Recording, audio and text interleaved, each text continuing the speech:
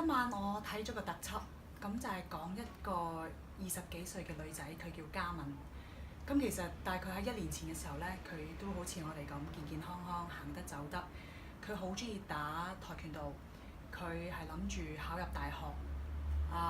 但係當佢決定做呢啲嘢嘅時候，突然間佢有一日起身就發覺手手腳腳啲肌肉好似有啲怪怪。每一日起身都好似行動好唔方便。點樣好似一日差過一日咁。咁所以去睇醫生，咁醫生到呢一刻都診斷唔到佢呢一個係乜嘢嘅病症，只係話佢啲肌肉會一日一日咁樣退化。佢而家要坐輪椅，佢行路已經好慢，即係都未必行到。當佢發覺咁嘅時候，其實佢真係有一刻諗住放棄。佢成日問點解會發生喺身上邊？究竟天點解要咁樣對佢？佢想放棄自己，佢真係好唔想繼續生存喺呢個世界。咁但係當佢再諗深層，其實佢仲有一個細佬，有一個妹要照顧，佢係家庭支柱。喺嗰一刻，佢覺得佢要繼續生存落去。雖然其實佢今日唔知聽日事，但係覺得如果呢一刻佢離開，佢一定要自己每一日都要活得精彩。我俾佢嘅故事感動咗，只係今晚嘅一個故事。咁又咁巧，今朝有個朋友 send 咗條 link 俾我，就係一份歌譜，係一首鋼琴嘅音樂。咁佢話過去嗰個星期佢做嘢好唔開心，即係老闆成日要佢 OT，做到好夜，冇晒自己嘅時間，好唔開心，夜晚瞓得唔好。咁佢話希望我今晚可以彈呢首歌俾佢聽。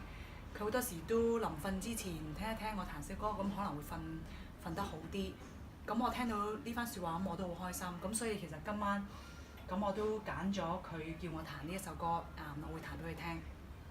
咁今晚有少少特別，咁希望你哋大家今晚如果係有睇我呢個 video 嘅話呢，試下放鬆心情，或者可以眯埋眼去聽呢首歌，睇下個感覺係點。咁希望聽完呢首歌，嘅音樂係可以令到你哋唔記得晒，可能問題依然喺度，但係喺呢一刻希望大家都放鬆心情，明天會更好。咁大家試下眯埋眼，今晚去欣賞呢一首歌，希望大家鍾意。